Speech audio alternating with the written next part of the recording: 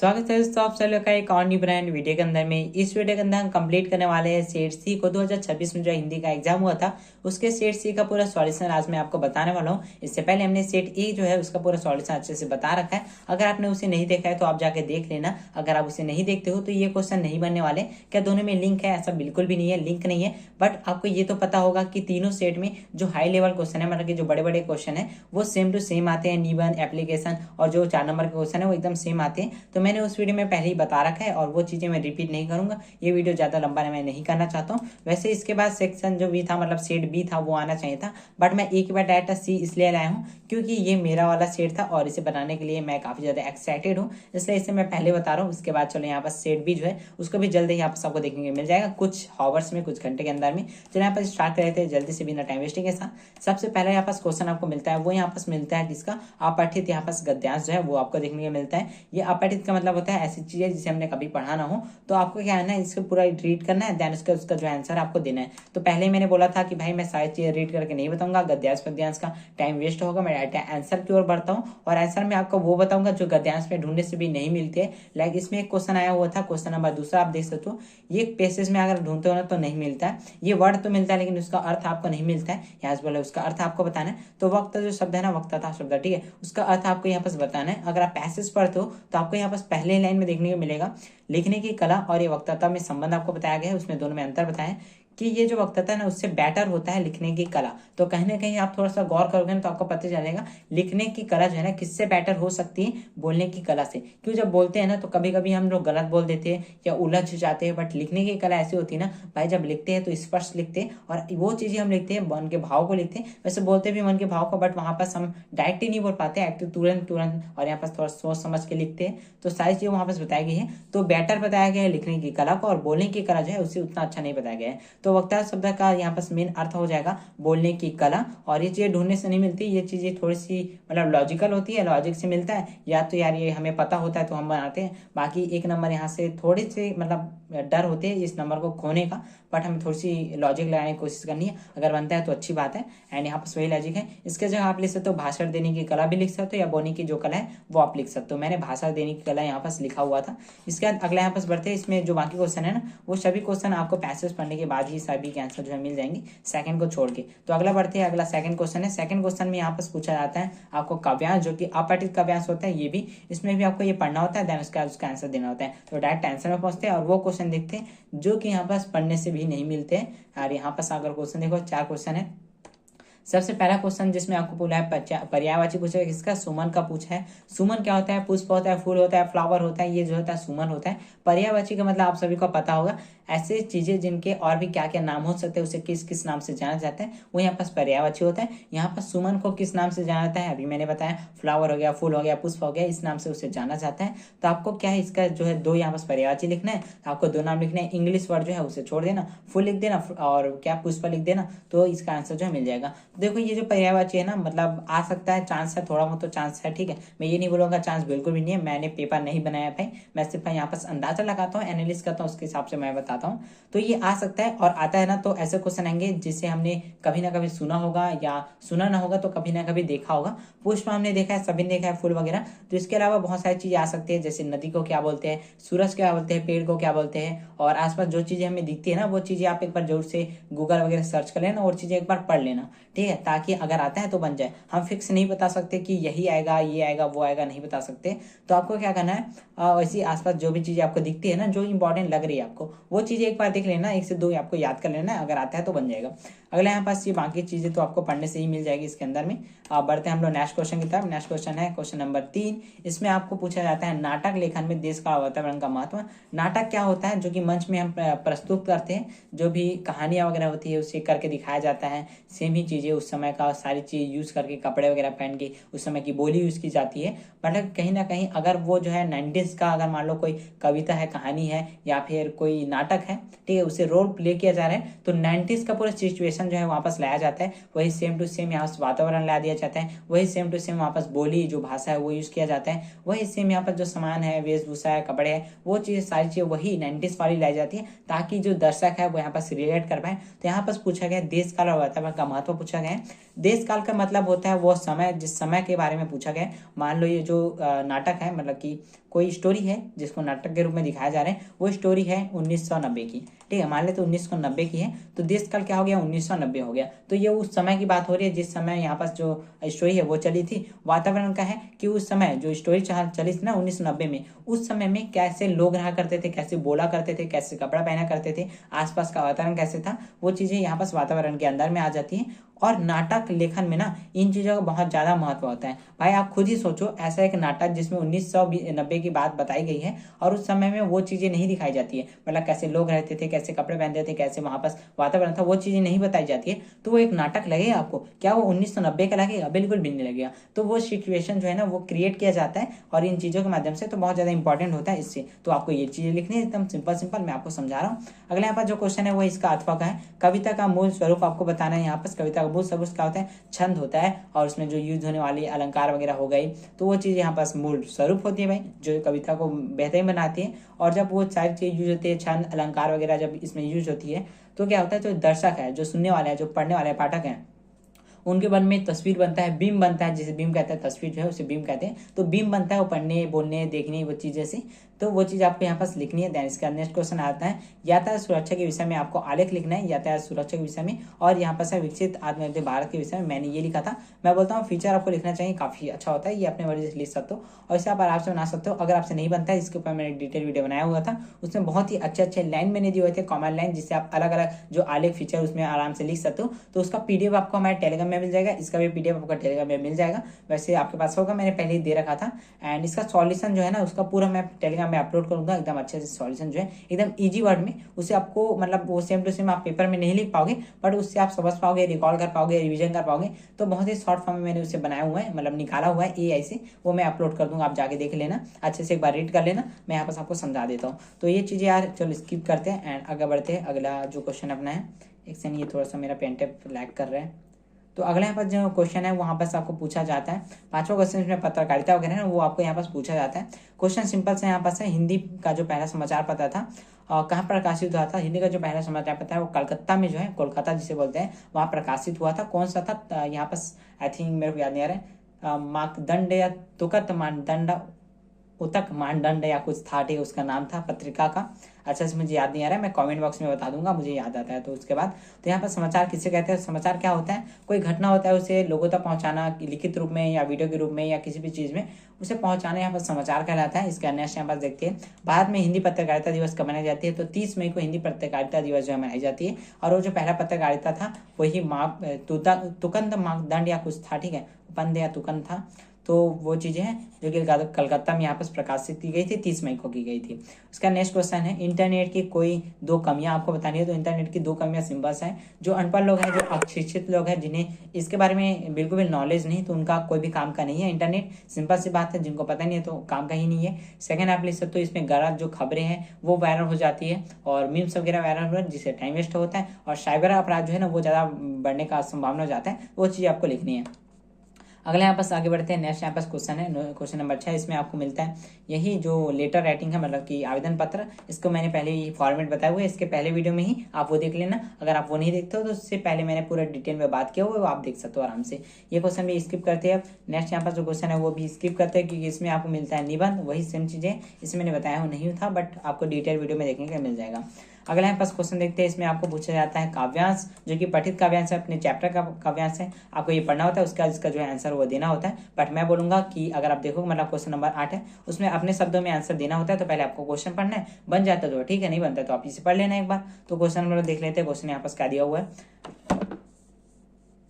Question आप देख सकते हो, क्वेश्चन में पूछा है कवि के अनुसार पेट भरने के लिए लोग क्या क्या करते हैं। तो कवि के अनुसार पेट भरने के लिए लोग जो है काम करते हैं, सारे लोग काम करते हैं। और जब आपका पेट खाली होता है, मतलब आप बहुत ज़्यादा भूखे होते हैं और आपके पास कोई भी सिचुएशन नहीं होता है, तो आप कुछ भी करने के लिए यहाँ पास मतलब कर सकते हो, वो चीज़ मन में आ जाती है, भाई हम कुछ भी कर सकते हैं। धर्म छोड़ने के बोले जाए, धर्म छोड़ देते हैं कई लोग, ठीक है, मतलब भाई ऐसा चीज़ है, पेट का जो भूख है ना, भूख की जो आग है ना, वो बहुत ही बड़ी यहाँ पर समस्या बताई गई है एक तरह से।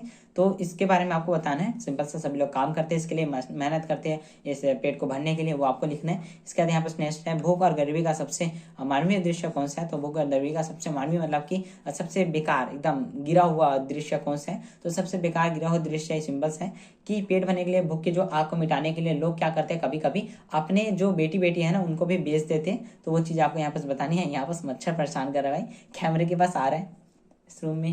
ओके ठीक है, अगला यहाँ पास देखते हैं क्वेश्चन नंबर 9 यहाँ पास है। इसमें भी आपको काव्यांश जो है वो मिलता है। इसमें आपको ये पढ़ना होता है, उसका आंसर जो है देना होता है। इसमें अपने शब्दों में नहीं देता, बट आपको अपने शब्दों में थोड़ा सा एड करना ही चाहिए। ठीक है, तो क्वेश्चन हम लोग देखते हैं। क्वेश्चन क्या बोला है, क्वेश्चन आप देख सकते हो, फूल क्या जाने में कौन सा अलंकार है। निहित अलंकार की परिभाषा आपको देनी है। फूल क्या जाने, इसके पीछे में आपको क्वेश्चन मार्क दिखेगा। जैसे आपको क्वेश्चन मार्क दिखते हैं, इसका मतलब ये क्या है, प्रश्न जो अलंकार है। ठीक है, प्रश्न अलंकार यहाँ पास आ जाता है। तो यहाँ पास 2 अलंकार आपको मिलेगा। सबसे पहला प्रश्न अलंकार, इसे हर मच्छर है। ओके ठीक है, तो इसमें आपको 2 अलंकार मिलेंगे। सबसे पहले प्रश्न अलंकार, सेकंड इसमें मानवीय अलंकार भी मिलता है। मानवीय अलंकार क्या होता है, जिसमें कोई मनुष्य है उसके भाव को प्रकृति या निर्जीव वस्तु में दिखाया जाता है, तो मानवीय अलंकार आता है। आप देख सकते हो फूल क्या जाने, तो कहीं ना कहीं जाने शब्द है, ये गुण को बता रहा है कि इसके ह्यूमन मनुष्य के गुण को, और फूल के साथ निर्जीव वस्तु के साथ बताया गया, प्रकृति की वस्तु के साथ बताया गया है। तो यहाँ पास मानवीय अलंकार भी आ जाएगा। तो आपको प्रश्न अलंकार लिखते हो या मानवीय अलंकार। अगर आप प्रश्न अलंकार लिखते हो तो यहाँ पास प्रश्न अलंकार का परिभाषा आपको लिखना है। अगर मानवीय अलंकार लिखते हो तो मानवीय अलंकार को परिभाषा लिखना है। मैं बोलूंगा आप यहाँ पास लिखो मानवीय अलंकार, कि उसका परिभाषा आप लिख सकते हो। प्रश्न अलंकार का आप थोड़ा सा टेढ़ा मेढ़ा लिखोगे, मतलब उतना अच्छे से हमने पढ़ा नहीं उसके बारे में, तो हमें उतना पता नहीं है क्लियर। ठीक है, आप लिख सकते हो, बट यहाँ पास क्लियर नहीं पता तो मानवीय अलंकार लिखो। इसका अगला यहाँ पास देखते हैं, मैंने बता दिया परिभाषा क्या है। नेक्स्ट यहाँ पास जो क्वेश्चन है वो है काव्य का भाव सौंदर्य आपको बताना है। भाव सौंदर्य इसमें सिंपल सा वही चीज आपको बताना है कि इसमें क्या क्या बताया गया था। अगर पढ़ते तो पता चलता है। कविता जो है उससे क्या भी फूल से यहाँ बस तुलना किया गया है, और कविता जो है कभी ना क्या मुरझाने वाला पुष्प बताया गया है, वो चीजें आपको यहाँ पास बतानी है। पढ़ोगे तो एकदम सिंपल है। इसका अगला क्वेश्चन देते हैं, क्वेश्चन नंबर 10, इसमें आंसर क्वेश्चन मिलता है। क्वेश्चन है, उषा कविता के किन उपमाओं को देखकर यह कहा जा सकता है कि कविता गांव की सुबह का गतिशील चित्रण करता है। तो आपको ये बताना है कि उषा में क्या होता है, सुबह सुबह जो सीन होता है ना, गांव में चित्र बनता है, मतलब कि दृश्य होता है, उसका आपको यहाँ पर बताना है क्या क्या होता है। भैया नीला शंख वगैरह था, इसमें हमने पढ़ा हुआ है, नीला शंख पढ़ा था। और क्या पढ़ा था भैया, कुछ चौका वगैरह, गीली चौका वगैरह लिपा वगैरह था। ठीक है, और कुछ कुछ था भैया सिलेट में कुछ कीजिए खड़ी बड़ी, क्या क्या था यार, मेरे को अच्छे से कंफ्यूजन हो जाता है इस चीज़ों में। मैं लिखता हूँ ना तो भाई मन जाता है, बाकी चीज़ें मैं बोलता हूँ तो थोड़ा सा कंफ्यूजन होता है। मुझे इसमें थोड़ा इंप्रूव करना है अपने आप को। बाकी इसमें आप लिख सकते हो वही चीज़ें, क्या है, नीला चौका वगैरह हो गया, नीला शंख हो गया, और चौके से लिखा हुआ जो था यार। ठीक है, कंफ्यूजन हो रहा है मेरे को थोड़ा सा, तो आपको लिखना है एकदम सिंपल से। आप लिख सकते हो वो चीज़ें, एक्सप्लेन कर सकते हो अच्छे से। मैं भी लिख सकता हूँ, मैं बोल नहीं पा रहा हूँ यहाँ पास बस। तो यहाँ पास नेक्स्ट क्वेश्चन है, फिराक गोरखपुरी शायर ने राखी के लक्ष्य को बिजली की चमक की तरह कहकर क्या यहाँ पास भाव व्यंजक किया हुआ है, वो आपको लिखना है। तो आपको ये पता है कि भाई जो बादल होते हैं ना उसमें बिजली जो है चमकती है। तो यहाँ पास जो है ना चैप्टर में एक राखी के माध्यम से भाई बहनों का जो प्यार है ना, उसे एक तरह से बिजली की तरह गहरे रिश्ते पे बताया गया है। गहरे रिश्ते पर यहाँ पास एक तरह से उसको बताया ही गया है। ठीक है, तो गहरा रिश्ता बिजली की चमक के हिसाब से बताया गया है, उसको देख के बताया गया है, मतलब कि एक तरह से तुलना किया गया है। ठीक है, गहरे संबंध में। अगला यहाँ पास क्वेश्चन है, नेक्स्ट क्वेश्चन, रस का अच्छा पात्र जो है से कवि का नेम रचना कर्म की किन किन विशेषताओं को यहाँ पास इंगित किया हुआ है। तो रस का अक्षय पात्र का मतलब क्या होता है, रस का अक्षय पात्र मतलब ऐसा होता है जो कि कभी भी समाप्त नहीं होता है, वो होता है रस का अक्षय पात्र। एक सेकंड यार, मेरे को पानी पीता हूँ, गला मेरा थोड़ा सूख रहा है।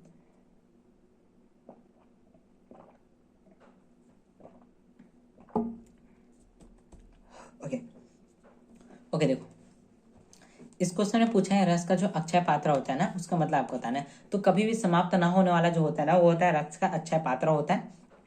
और आपको ये जो है कविता के संदर्भ में बताना है, तो आपको क्या लिखना है इसमें, आपको सिंपल से मिल गया। कविता क्या होता है, ऐसी चीज होती है जिसे हम जब पढ़ते हैं ना तो मन में एकदम रुचि आती जाती है, मन में नए नए चित्र बनते जाते हैं, और ये चीज़ें हमारी जो जिज्ञासा है वो भी बढ़ती जाती है, कभी खत्म नहीं होती है। वही चीज़ आपको यहाँ पास लिखनी है। रस का अच्छा पाता मतलब होता है कभी ना खत्म होना। आपको ये लिखना है, एक पॉइंट में पहले लिख देना, इसका मतलब लिख देना, उसके बाद आपको लिख देना जो मैंने बोला कि जब हम कविता पढ़ते हैं तो मन में नई नई जिज्ञासा आती रहती है, नए नए शब्द यहाँ पर उजागर होते हैं, नए नए दृश्य बिंब बनते रहते हैं। वही चीज़ आपको यहाँ पास मेंशन करनी है। आगे बढ़ते हैं, नेक्स्ट यहाँ पर जो क्वेश्चन है वो क्वेश्चन है क्वेश्चन नंबर 11। क्वेश्चन नंबर 11 में आपको पूछा जाता है, यहाँ पास गद्यांश पूछा जाता है सिंपल सा। ठीक है, पता नहीं यार मच्छर भी परेशान कर रहा है मेरे को आज।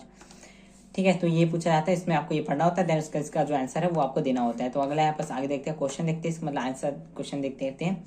देश के नागरिकों के चरित्र में किन गुणों का अभाव होता है, इसका अभाव जो है आपको कारण जो स्पष्ट करना है। ये आपको पढ़ोगे तो मिल जाएगा आंसर। हम किस बात के लिए दूसरों की आलोचना करते हैं, क्या हम वास्तव में इसकी आलोचना के अधिकार है, ये भी आप पढ़ोगे तो मिल जाएगा। मैं हमेशा जब भी पढ़ता हूँ तो अंडरलाइन करके पढ़ता हूँ, आप लोग देख सकते हो सारी चीज़ें। पेपर में अंडरलाइन किया था और ये पेन में ही मैंने किया था, ऐसा कोई रूल नहीं होता भाई अंडरलाइन कुछ नहीं कर सकते हो यार, मतलब कुछ नहीं है, ठीक है, ऐसा नहीं है भाई, चीटिंग नहीं कर रहे हो आप, ठीक है। आपको पता है कि आप चीटिंग नहीं कर रहे हो, और वैसे भी यार उसमें थोड़ा रूल होता है भाई, पीछे मुड़ने भी नहीं दिया जाता है हम लोग को, तो ठीक है रूम में, तो अच्छे से आप कर सकते हो। बाकी कहीं जहाँ में चीटिंग वगैरह होता है थोड़ा बहुत, ठीक है, तो वहाँ रिस्क हो सकता है, आप वहाँ मत लिखना।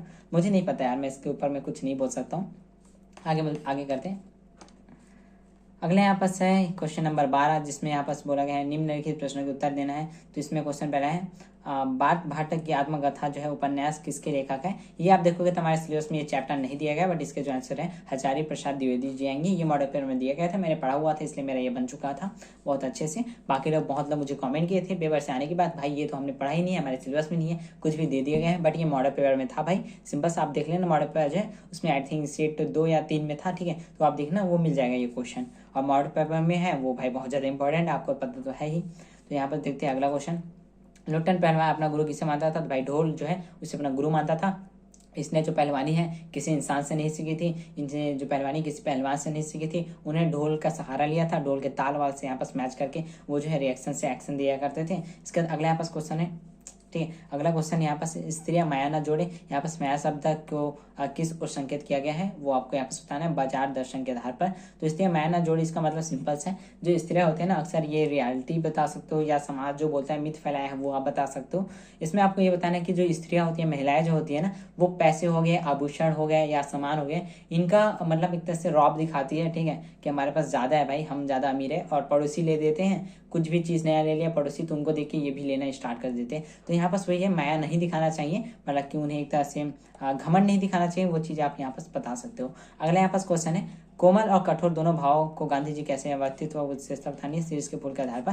तो आपको पता है शीर्ष का जो फूल है वो कोमल भी होता है कठोर भी होता है, मतलब फूल जो होता है वो कोमल होता है, जो फल होता है वो कठोर होता है। सेम यहाँ पास जो गुण है वो महात्मा गांधी के अंदर था, वो कई जगह में कोमल यहाँ पास दिखते थे, कई जगह में कठोर दिखते थे। दोनों ही गुण यहाँ पास उनके जो कैरेक्टर है उन्हें बहुत ही एक निर्मल या देखा जाए तो बहुत ही अच्छे मनुष्य यहाँ पास बनाते हैं, और ये गुण सभी मनुष्य के अंदर में होना चाहिए। कभी हमें जो है कोमलता यूज करना चाहिए, कभी कठोरता, मतलब ये सिचुएशन जो है उसके हिसाब से देखा जाता है। तो ये चीज़ आपको लिखनी है। इसका अगला यहाँ पास क्वेश्चन है खूंटी और टोपी के से लेखक का क्या ऐसा यहाँ पास बताना है। तो इसका मतलब ये है घमंड जो होता है उससे यहाँ पास आपको बचना होता है। इसका मतलब सिंपल से इस पंक्ति में आपको ये बताया कि जो ह्यूमन होते हैं ना, जो मनुष्य होते हैं ना, जो व्यक्ति होते हैं ना, उसका क्या अपने एक तरह से कैरेक्टर चरित्र के बारे में अच्छे से पता होना चाहिए। उसे मतलब एक तरह से घमंड नहीं करना चाहिए, और मतलब कि क्या बोल सकते हैं यार, उससे एक तरह से बोला जा सकता है कि उसे एक लिमिट में रहना चाहिए, वो चीज़ें यहाँ पास आती है, ठीक है। आप पढ़ोगे तो आपको पता चल जाएगा, सारी चीज़ें बहुत ज़्यादा इजी है, मैं एक्सप्लेन नहीं कर रहा हूँ ये सारी चीज़ें अच्छे से।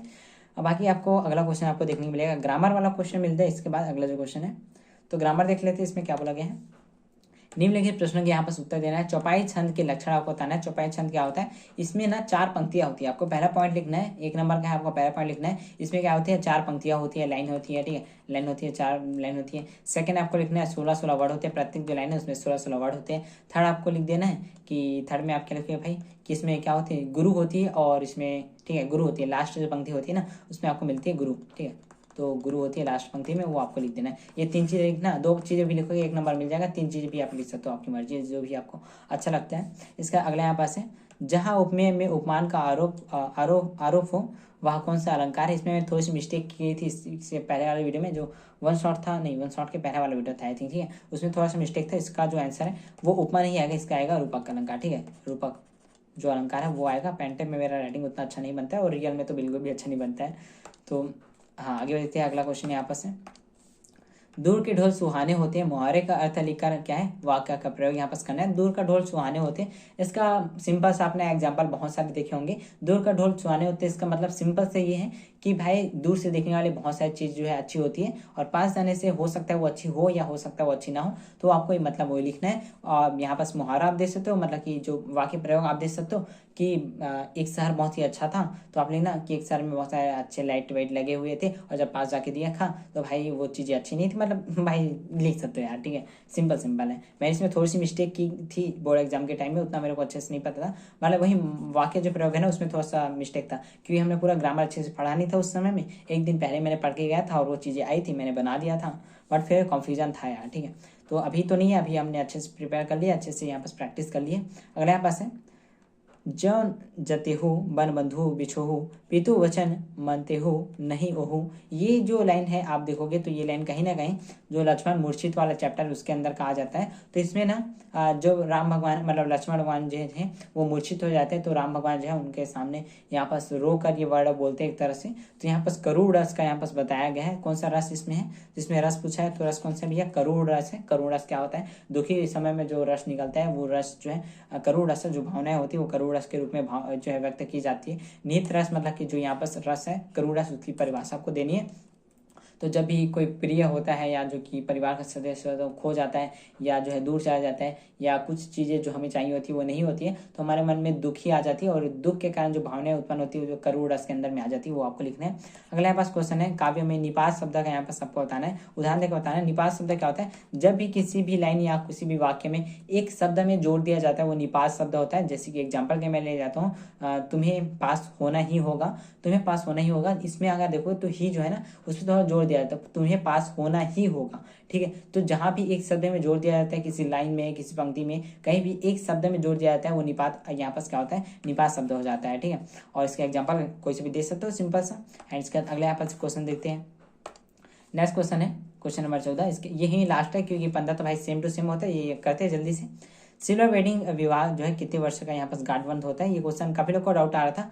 भाई ये डाटा जो चैप्टर है उसका नाम है, ठीक है। सिल्वर वेडिंग चैप्टर का नाम है, उसका मीनिंग आपको समझना होता है। मैं हर बार बोलता हूँ कोई भी चैप्टर पढ़ो टॉपिक पढ़ो उसका मीनिंग आपको पता चल गया ना तो 80% काम पूरा हो जाता है। सिल्वर वेडिंग का मतलब होता है 25वीं सालगिरह, और गोल्डन वेडिंग जो होता है उसका मतलब होता है जो 50वीं सालगिरह है ना उसे गोल्डन वेडिंग कहते हैं। इसका आंसर आ जाएगा 25 वर्ष। क्या आ जाएगा, 25 ईयर जो है 25 वर्ष जो है वो यहाँ पास आंसर आ जाएगा, ठीक है। इसका अगला यहाँ पास क्वेश्चन, जो इस कहानी के लेखक कौन है भैया, आनंद यादव जी, आनंदा जिसे कहते हैं प्यार से, वो यहाँ पास आ जाएगा। अगला क्वेश्चन है, मोहनजोदड़ो में किस प्रकार खेती की जाती है, आदि में जो पाँव के आधार पर आपको लिखना है। जिसमें जौ हो गई, गेहूँ हो गई, इनकी खेती की जाती थी। औजार के रूप में क्या किया जाता था, औजार के रूप में यहाँ पास जो पत्थर थे सिंधु नदी से निकालते थे वो पत्थर हो गए, और बहुत सारी चीज़ें मिलती थी, तांबा वगैरह, शायद एल्यूमिनियम नहीं था यार, तांबा था, और तांबा था ना आई थिंक, मेरे को याद नहीं आ रहा, ठीक है वो था। और उनसे मिलकर वो औजार बनाया करते थे खेती के लिए और वो चीज़ें यूज़ किया करते थे। तो यहाँ पास हमारा कंप्लीट हो जाता है, और ये चीज़ तो भाई रिपीट की गई है। एंड देखो यहाँ पास मैंने लिख कर रखा हुआ था मेरे कितने मार्क्स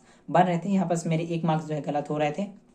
एंड यहाँ पास अगर थोड़ा बहुत सिली मिस्टेक होता तो मेरे इतने आ रहे थे, मेरे गला यहाँ पास खत्म हो रहा है। वैसे ये चीज़ कंप्लीट हो चुकी थी। आई थिंक आपको ये वीडियो पसंद आई होगी। इसके बाद हम लोग शेड जो बी है वो कंप्लीट कर देंगे। इसमें थोड़ी बहुत रुकावट है भाई, मच्छर आ रहा था, गला अटक रहा था, और भी मेरे थोड़ा सा प्रॉब्लम जा रहा है क्योंकि काफ़ी ज़्यादा गर्मी है इस रूम में। मैं किचन में बैठ के वीडियो बनाता हूँ। काफ़ी लोग कमेंट आया था किचन में क्यों बैठते हो, तो मैं आपको बता दूँ ये हमारा सेकंड किचन है, ऐसा मतलब मान लो, ठीक है। क्योंकि एक और किचन है, ये रूम काफ़ी बड़ा है। हम लोग यहाँ पर रूम रेट में रहते हैं बिलासपुर में। ये मेरा रियल जगह नहीं है, मैं यहाँ रहता नहीं, मतलब यहाँ सिर्फ मैं पढ़ने आया हूँ अपने भाई बहनों के साथ। मेरे मम्मी पापा गांव में रहते हैं एंड पापा जॉब में है, गवर्नमेंट जॉब में, तो वहीं रहते हैं, वो अपना जॉब वगैरह करते हैं। एंड यहाँ पास हम पढ़ने के लिए आए, मेरे भैया लोग कॉलेज वगैरह कर रहे थे तो मैं यहाँ आ गया। और अभी मेरे भैया लोग कॉलेज में पढ़ाने जाते हैं। मेरे सबसे बड़े भैया जो है एक कॉलेज में, प्राइवेट कॉलेज में, एंड मेरे जो बड़े भैया हैं वो स्कूल में पढ़ाते हैं। वैसे मैं क्यों बता रहा हूँ, ठीक है, वो स्कूल में पढ़ाते हैं। एंड मैं आपको एक चीज़ और बता दूँ, मेरे जो बड़े भैया हैं ना वो मेरे फिजिक्स के टीचर हैं स्कूल में, ठीक है। चलो ठीक है, आई थिंक आपको ये पसंद आएगा ये वीडियो। मिलते हैं नेक्स्ट वीडियो में, तब तक के लिए बाय बाय। अच्छे से पढ़ाई करते रहो।